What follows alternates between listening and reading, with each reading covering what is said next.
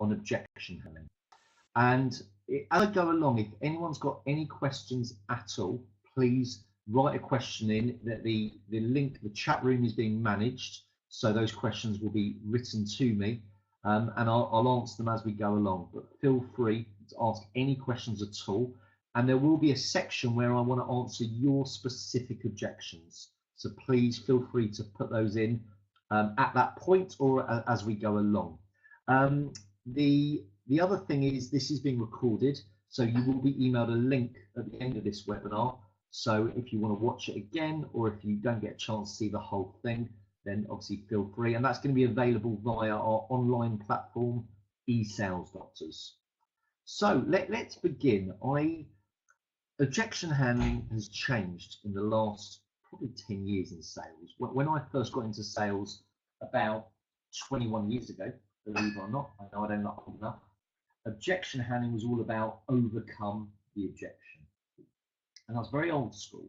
And the reason I believe it's changed is if you overcome an objection, then you win, but the prospect loses. And no one likes to lose. So if I use some sales techniques, sales whiz, sales mastery, call it what you will, and I overcome their objection, they won't feel great. So then I've lost that rapport and I've lost that connection with the individual. So I believe when I look at the top producers, the top sales producers, and I've worked with over 20,000 now. So when I look at the top 200, the top 1%, they don't overcome objections. They do two things. They handle the person, not the objection. And they also uncover the truth. So what I mean by that is they show acknowledgement and empathy, and they get buy-in, and they make the prospect comfortable so that they're on their side as opposed to working against them. And that's handling the person, and then they unlock the truth. What do I mean by that? Well, a lot of salespeople, a lot of buyers lie. You may have heard the expression buyers are liars. And it's definitely a British thing, but I think the reason it happens is we're too polite to tell the truth. So if I don't like someone, I'm likely to say to them, actually, I don't like you.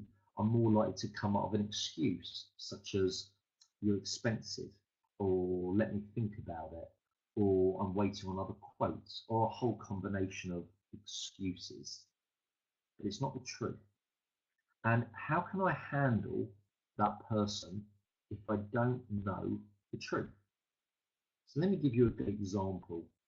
If someone says to me, you're too expensive for your product or service, what are they actually saying? Are they saying they're trying to negotiate with me? Possibly. Are they saying they've had a cheaper quote elsewhere? Are they saying they don't see the value in what I offer? Are they saying they don't like me or the product and they're making an excuse? The truth is, I don't know. And if I don't know what they're saying, I can't possibly handle them. So therefore, my job as a professional is to handle them and uncover the truth. And what I'm going to share with you on this webinar is proven strategies, proven techniques, proven words that will uncover the truth. And I've had the pleasure now, those 20,000 salespeople I've worked with and helped, that they're across about 85 different industries. Anything from an estate agent to a software business, to a manufacturing business, to a retail business, and the list goes on. So I've seen so many different objections.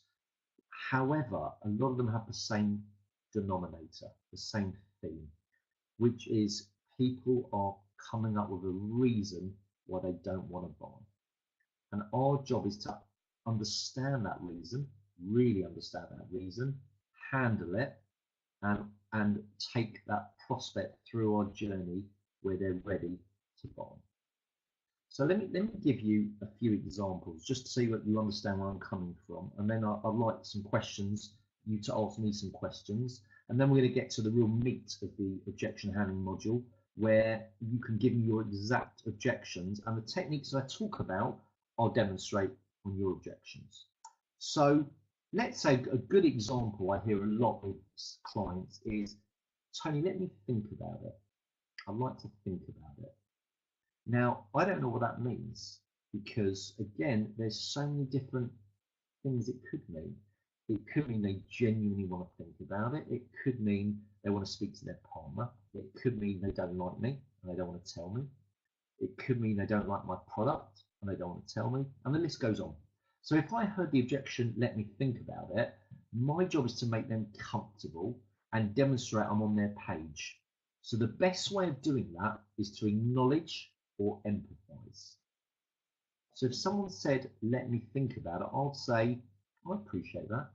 You know, absolutely. And then I show them on their page. I'll say, if I wasn't 100% certain about something, I would also want to think about it. So now I've shown empathy. So I think like them, which makes them comfortable. Then I ask the question that will uncover the truth. And I'll say, just out of curiosity, what's causing you to hesitate? And I zip. And it's so important that you zip. Because if you start saying things like, is it the price? Is it our terms? Is it the contract length? Then you're giving the prospect words. And I'll go, yeah, it's that, it's the contract length, which might not be the truth, but you're feeding them a way out. So let me just repeat the whole thing. Tony, I want to think about it. But I appreciate that. You know, if I wasn't 100% John about something, I'd also want to think about it. Just out of curiosity though, what's actually causing you to hesitate? Now, whatever comes out their mouth is the truth. And that's the best way to really get under the crux of it and understand their real objection. And now we're handling them. So the technique for any objection is actually quite simple. Acknowledge or empathize, or both, and then ask a very good open question. Now, a lot of people struggle with what's the right open question to ask. And that takes practice, that takes time. But the more you do it, the better you'll get at coming up with the questions. So let me give you one that I'm sure we've all heard before. You're too expensive. Your product or service is too expensive. Now, again, I mentioned earlier that there's loads of things that could mean. It could genuinely mean they can't afford it. It could mean they're negotiating. It could mean it's not in their budget. It could mean that they've had a cheaper product or cheaper quote elsewhere. Loads of different things. So again, I need to handle them and not overcome it. So again, the technique is acknowledge. So products too expensive. I appreciate that. I'm interested when you say too expensive though. What are you comparing us against? Or I could say, what specifically do you mean by that? And now they're going to open up. So let's say something I hear often is estate agents. They're getting really pushed on their fees, wrongly so, but they are. And let's say the valuer goes in and they say their fee is 1.5% to sell this vendor's property. And the vendor says 1.5%, that's expensive. The really good valuers will go, okay, look, I appreciate you saying that. When you say we're expensive, who are you comparing us against? Now, normally, if something's expensive, it's only because you're comparing it to something cheaper you've seen elsewhere. So normally. So if the vendor's telling the truth, the vendor will say, well, I saw X agent a couple of days ago and their fees were 1%. So my follow-on question, I call it a tag-on question. So that would be, that's interesting. What are you actually getting for 1%? As in, what are we being compared against? Now, hopefully that vendor will now outline what they've been offered for 1%. Now, your job as the agent in this scenario is to articulate the value that you bring and the differences that you offer for only half 0.5%, because the vendor is comfortable at 1%. He or she thinks you're too expensive for 1.5%. So our job is to sell the difference for just 0.5%. And as a valuer, you should have worked out what that 0.5% is financially to the vendor. And you've then got to be able to persuade, influence, articulate your value for the difference. Now, sometimes that's not easy, because sometimes you'd say to the vendor, compared to who, and the vendor will say X agent, who are 1%, and you say, what are they offering you? Sometimes the vendor, this potential customer will say, same as you, or you guys, you're really similar, which is very frustrating. And it might be the truth that the vendor can't see the difference, and maybe you've got to blame yourself that you've not done a good enough job to persuade them of the difference. So the technique I'd use then, again, is a good open question. I would say, I appreciate you think we're the same, us and Agent X. Can I ask, if our fees were the same, who would you choose? Now, if the vendor says the other agent, you are stuffed, totally stuffed. But they won't, because if you think about it, if they felt the other agent was better and cheaper, why would they raise the objection with you in the first place? Surely they'd be polite to you and say, oh, we'll call you, the phone will go down, and they'll phone the other agent and instruct them because they're cheaper and they prefer them. So really, if they're telling the truth, they will always say, well, if your prices were the same, we would choose you. That should almost be an automatic response. When you get that response, this is your answer. You say, I'm delighted you feel with the right agent. Just so I'm clear, why do you feel with the right agent for you? Then you zip. And what happens now is the vendor is selling you back to you. And there's nothing more powerful. You can then say to the vendor, now do you understand why we charge that little bit more? And this isn't just for an estate agent, this is for any company. We get this.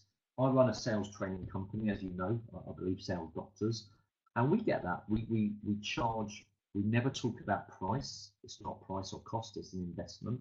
So we say to the potential customer, your investment is X, and they'll go, that's expensive. It's okay, when you say expensive compared to what? And they'll say, this training company. I'll say, what are they actually offering you? And more importantly, what have their results been? And I hear. And then my job is to articulate what we do different and more valuable for that little bit. But sometimes they'll say, well, very similar to you, they're offering sales training. And I would say, if the investment was exactly the same, who would you choose? And it will be us. And I'll say, I'm delighted. Why do you feel we're the right fit? So before I carry on, I just want to make sure, does that concept make sense? So those of you listening in, can you just quickly write into the chat room, the box, yes, if that makes sense, or no, if you want me to clarify. And if you want to clarify, tell me, or ask me specifically what. Good, I'm getting a lot of yeses, and I'm getting a lot of 100% makes sense. Thanks, Abigail. Notice I'm getting some interaction here, very clever. So I've asked, one person said clarify. Prina, I think your name is, apologies if I pronounced that incorrectly. When you say clarify, please write down specifically what you want to clarify, what it was that didn't make sense potentially. So I'm just getting Prina now to tell me what, I'm getting her to clarify what she means by clarify, or what he might mean by clarify. And why they're typing this, I'd like you to think about specific objections you get in your business. I know we've got a lot of people watching this that are in different sales roles, therefore we'll get slightly different objections. I'd like to know what they are. So please think about those, write those down in a minute, and then you can share them with me. So the question asked is, why shall I ask the vendor? Because if you're an estate agent, which Prina, I imagine you are, you know, if they're saying to you, you're too expensive, I need to understand what they mean by that. So I've got to ask the vendor, you're asking, why do they think I'm the right fit? Great question. Because what you're doing, but when you say, if our prices were the same or fees were the same, who would you choose? They'll always say you. The reason I then say, I'm so pleased you think I am, but the truth is, I don't know why they think I'm the right fit. I don't know. I can assume, but I don't know. So it's powerful to say, why do you feel I'm the right agent for you? So now you understand what's important to that vendor about you and your service. That's the first thing. But the second thing is you're reinforcing those key points back to the vendor, because the vendor is repeating them out loud. And then when you say, right, I get that, now do you understand why we charge that little bit more? You almost get them to go, I get it. So they justify it to themselves. Does that make sense?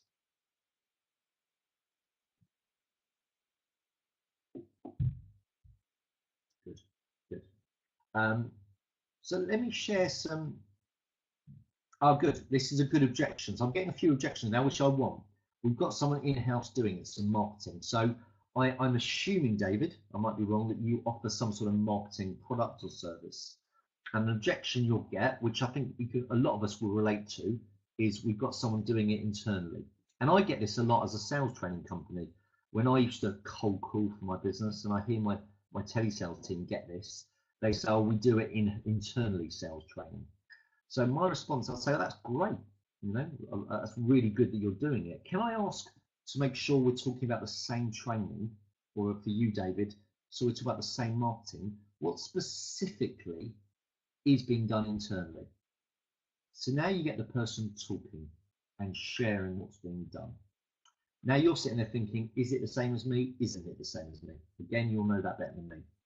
Then I would delve into the results they're seeing, because they might be doing internally but failing. Therefore, they need to look at us. So I would say, so what results are you seeing from that? Or you could go a step earlier and say, what were your objectives of doing that in-house marketing? Let them share their goals and say, right, what results are you seeing? And it's very rare you'll get exactly, you know, they'll achieve everything. It's very, very rare. So you'll hear that. And then when they tell you the gaps, i.e. the gap is, this is what they want to achieve, and this is what they're achieving, this is the gap. I would then say, so what are you doing to fill the gap? Who's helping with that? And that's really what you can focus on.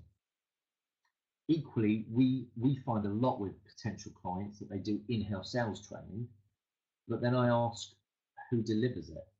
And often it's not an in-house trainer, it's one of their top salespeople, because they're a good salesperson, they're top performer, so the directors of the business feel they're the best placed to deliver training.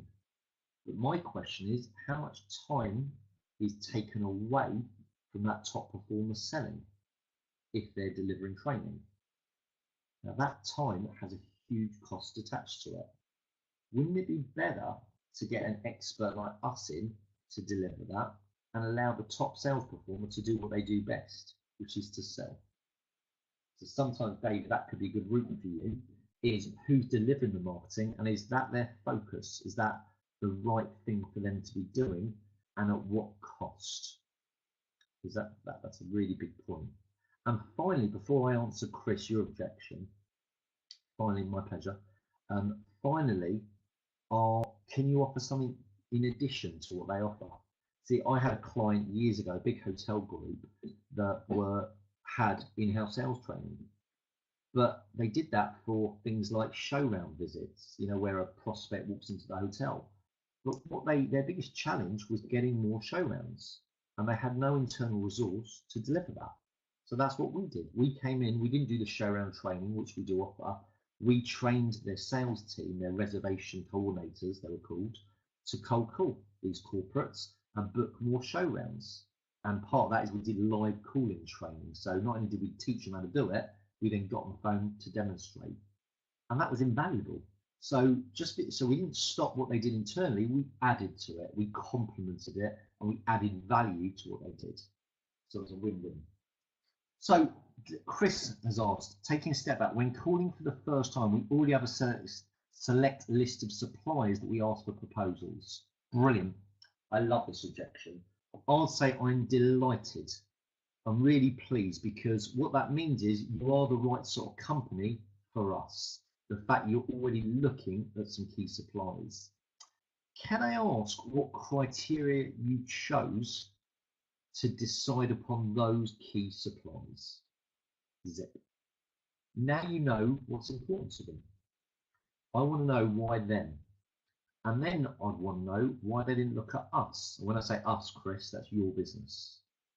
And once you understand what criteria they used to choose 3 or 4 suppliers, I would ask a great question of what will you base your decision on in terms of who you use.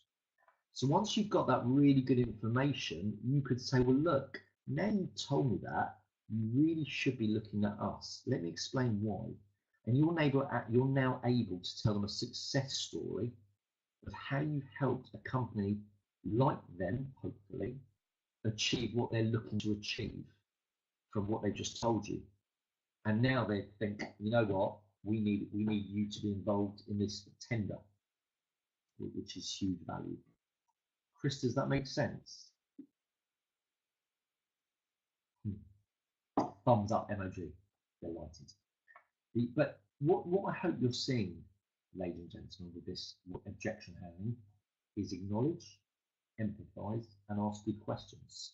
So take Chris' example of we've already chosen our suppliers, to tender. You say, oh no, I appreciate that, and I'm really pleased because it means that you're the right company for us. But can I just ask, what criteria did you use to choose those suppliers? And then I hear it, and then I'll say, and what are you going to base your decision on of which of those you're going to choose? And now you've got an opportunity. But if you ask the wrong questions, that opportunity won't work. And a very important part of sales is if you ask the wrong question, you normally get the wrong outcome. And it's the same with objections. If you ask the wrong question, you'll probably get the phone put down on you, or they'll just say, I've got it sorted, and they'll put the phone down.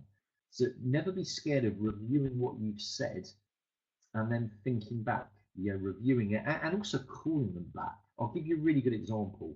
About probably 10 years ago now, I found a company in Hampstead, North London, and they sold advertising space in magazines, publication house. And I phoned them, and I got hold of the decision maker, the sales director, and I asked some really good questions about their sales team. I asked how, what areas do you think they can improve? And they said they can't, they're doing really well. I said, blimey. I said, how many of them are exceeding their target? All of them. I thought, that's tough. So I said, okay, let me ask you, John, what have you got in place to ensure they don't get complacent? And they had this guy, John, gave me all these great incentive programs they ran. And I couldn't go anywhere. I thought, he's got me. So I said, it sounds like you're doing a great job. So I said, keep it up and best of luck. And we put the phone down. So I then reviewed the call. And I remember I spoke to my business partner, Boyd, about this scenario. And Boyd came up with a really good question. He said, yeah, how many people did they have in their sales team? And I think it was about 10, top of my head. And he said, go back and ask him, on average, who's the top performer each month? Who's normally first, second, or third? And then find out who's normally bottom or second from bottom. And then ask what they're doing different. So the point is, just because they're all exceeding target, the top performer's still beating the bottom performer. And I'd like to know why. So I did exactly that. I phoned this guy back. I said, John, it's Tony again at Sales Doctors. I said, round 2. And he laughed. And I said, look, I really appreciate our time yesterday, but I've just had I slept on it and I've got a couple of questions. I said, out of your 10 salespeople, who's normally top? He said, this lady called Michelle. I said, who's normally bottom? He said, this guy called Chris. I said, what's Michelle do differently to Chris, apart from sell more? And he started opening up and sharing a couple of things. And I said, then what are you doing to develop Chris and the rest of your team to make sure they do those things? And now we had a conversation. So just by thinking a little bit differently, come out of a really clever couple of questions, I handled the person and I got them engaged and we had a good conversation. And we did get a meeting. We didn't win that account, but we had a good meeting booked on the back of it. So any other objections that you'll get as you're listening to this? Anything you either want to ask me about what I've shared or any different objections? I know Chris, David and Prima have shared some really good ones. Any other objections that you get that you're sitting there thinking, I'm not really sure what the right open question is to handle it? You now know how to acknowledge or empathize by saying things like, I get it, I understand, I appreciate that, sure, makes sense. You're struggling to think, what's the right question to ask? Send me the objection out. So a couple of you are now typing away, which is great. This is what this is all about. I'm going to have a sip of my tea while we do that.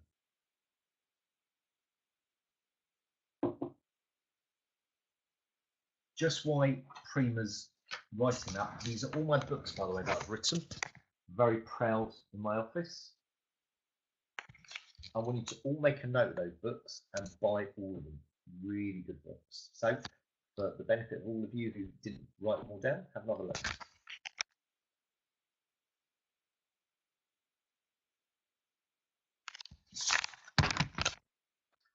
All great books. I'd love to give you a favourite, but I think I'd like you to decide what the favourite is once you buy all 5 of them. Really good books. Okay, so Prima is writing, and please, this is your opportunity now to share. So please think what are the biggest objections that you get in your business, be it over the phone, be it face to face, etc. So let me read out the objection that Prima said. I sell off plan in Dubai, and the common objection I get is Dubai market is going down. Okay, so the technique, as ever, is identical. You say that's really interesting. You say the Dubai market is going down. Can I ask, what are you basing that on? What evidence are you basing that on? Or why do you feel that's the case? And what you're now doing is getting that prospect to talk and open up. Now, once you've got them speaking, your job is to persuade them otherwise. And a nice technique to do that, and it's quite old this, but it still works. And it's all about what I've been talking about today, the knowledge, empathise and question, is called the feel, felt, found. So if you've not heard that before, this is a really great example. So the prospect says, I hear the Dubai market going down. Oh, so that's interesting. You've said that. I've heard that quite a lot the past few weeks. Why do you feel that's the case? Let them talk and then say, okay, look, I understand how you feel. And as I said, I've had a couple of people the past couple of weeks that felt the same as you. But what a lot of our clients have found is, and now you tell them an example of what your clients that have invested in the Dubai market have actually found. So let me use an example of an estate agent. They might say, and we've only, I know it seems years ago, but it's been 5 weeks since Christmas, and a lot of vendors said, I don't want to put my house on till after Christmas. And the agent said, no, I appreciate that. We're hearing this a lot at the moment. What's your reasoning for that? And they listen to the vendor, and they say, so Mr. Vendor, I get how you feel, and we've had a lot of vendors actually like you felt the same. But what some of our other vendors have found is if they go on at Christmas, and which, by the way, you might not know this, Mr. Vendor, but Boxing Day is known as the Boxing Day bounce. It's the busiest day of the entire calendar year for Rightmove activity because most people are at home on Boxing Day. So when they're at home, bored, they look at their iPad or their phone and they look on Rightmove. So what some of these smart vendors are thinking about is surely the best time to go on the market is on the Boxing Day bounce when less vendors are taking advantage of that. So I'm curious, Mr. Vendor, why would you want to wait till January when loads of vendors are going to put their house on the market, so your property is one of 1,000, when you could go on over Christmas when your property is one of 50 on the busiest day of the year? and now you get them to put it on the market. So again, it's all about, and they call that technique of third-party proof. You're using another example of someone like them, and people are persuaded by people like them, just the way we operate. So before we wrap things up and I summarize our learning, has anyone else got any other objections that you'd like me to talk about? So I've got a couple of people writing in. But I hope what you're seeing and hearing, the techniques don't change, whatever objection you get. So I'll give you a good example I hear a lot is someone will say, I need to speak to my partner. And we get this a lot. We have a meeting with sales director, and the sales director said, Tony, really like the sound of this. I really like you or your company, but I do need to speak to my business partner who might be the MD or the FD. So again, the technique is you acknowledge and you question. So I'd say, look, I appreciate that. This is a big decision for your business. This is a big investment. Can I ask you, if it was down to you alone, would you go ahead? Because now I get the truth. If that sales director says, not sure, then I know they probably don't even have a business partner. It means they've got a concern that I've not uncovered. And if I don't uncover it then, I'll probably lose the deal. I probably won't even get an opportunity to deal with it. So once I say, if it was down to you, would you go ahead? They should say, absolutely, I love it, but I do have to run it past, John. And I'd say, great, I'm pleased we're on the same page. I'd say, just so we're best prepared for when you speak to John, what are sort of the 2 or 3 reasons you feel we're the right fit? And what you're doing again is you're getting them to reinforce the key things that they love about your offer, be it your product, your service, your company. Because if you've had an hour's meeting with someone or a half an hour chat on the phone, you've covered a lot of content, a lot of information. You want them to remember maybe the 2 or 3 selling points that they're going to use to reinforce to their partner. And then the final part of that is arrange the callback. Make sure whatever you do, you either get a second appointment back at their house or their company. And if you can't do that, you get an appointment in the diary, a phone call booked in to follow up. Okay, so I've got a couple of people typing at the same time, which is great. Prina and Donna. So let me read those so I can hear what the question is or what the objection is.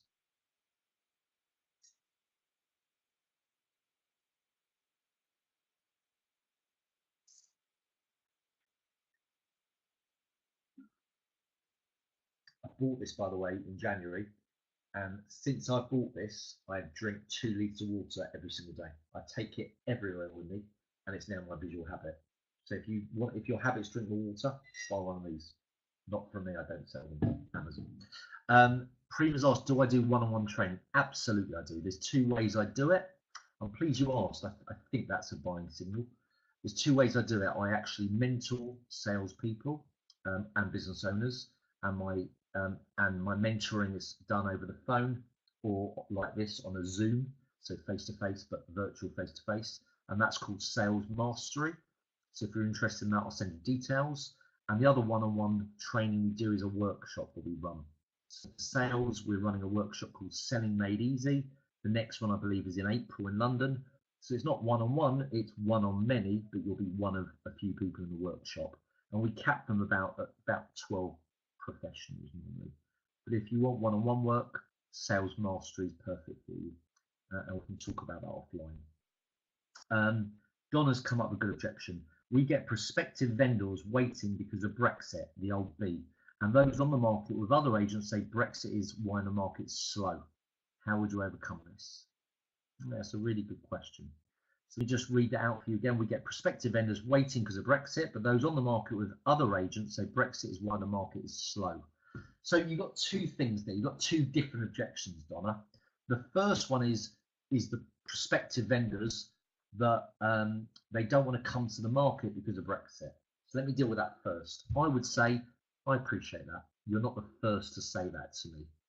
Just so I understand your situation, why do you feel Brexit is a reason to not come on the market now?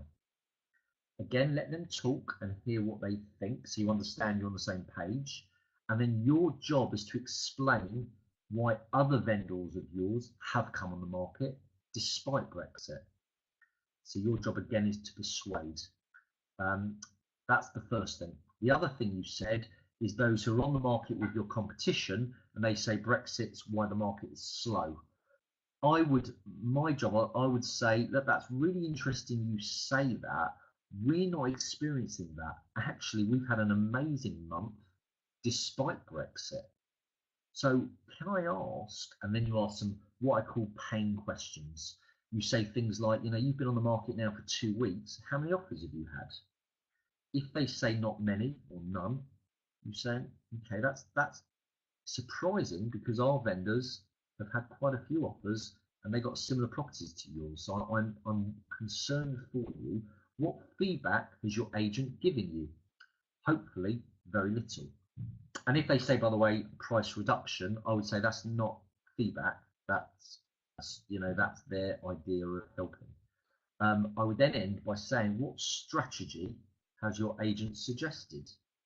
And what you're doing, Donna, is creating pain, or shall I say negatives, about your competitive agent. And then saying, we need to meet, we need to have a conversation. But Brexit is an easy objection for vendors to jump on the bandwagon. Your job is to explain that you've had clients that have not seen a massive effect of Brexit. And you can only do that by having good success stories. And you can't lie, but I'm sure you've got many stories where you are having success, because I know a lot of my agency clients are having great success still, even with Brexit looming around the corner. Does that answer your question?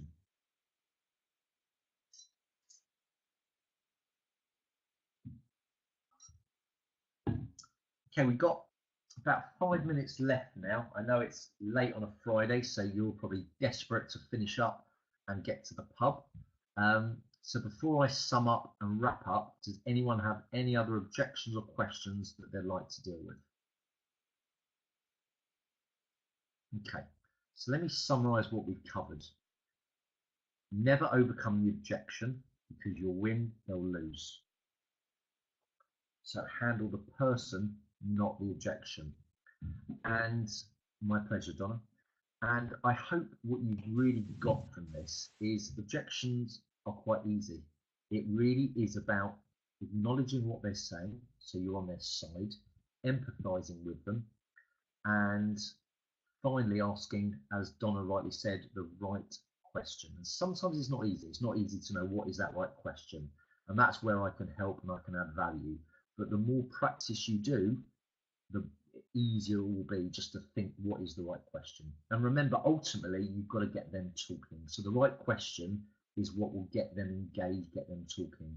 David has asked, can we get a video of the last webinar? Because it said it would be available to all attendees. David, you're absolutely correct. It is available. And I'll make sure my business partner, Adam Johnson, will send it to you and anyone else who wants it. So greatest deal of pleasure. And just to remind you, this webinar, I hope you found it helpful, is also available, and it'll be available on our platform, eSales Doctors. We're very excited to announce that we're launching or have launched eSales Doctors, which is our online sales content. It covers 15 modules. Objection handling is just one of them.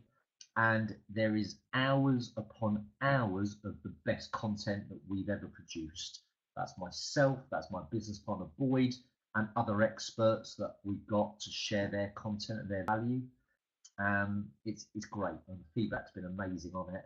But it's a combination of webinars, podcasts, articles, white papers. We've actually done over 100 mystery calls to a combination of estate agents. We are looking to do that now of other businesses, and you can listen to the call recording. And we bleeped out the name of the agent to avoid any embarrassment. But we've also given our feedback on every single one of those calls. So if you're an estate agent, tuck in and get into the resources section where you can listen to all of them.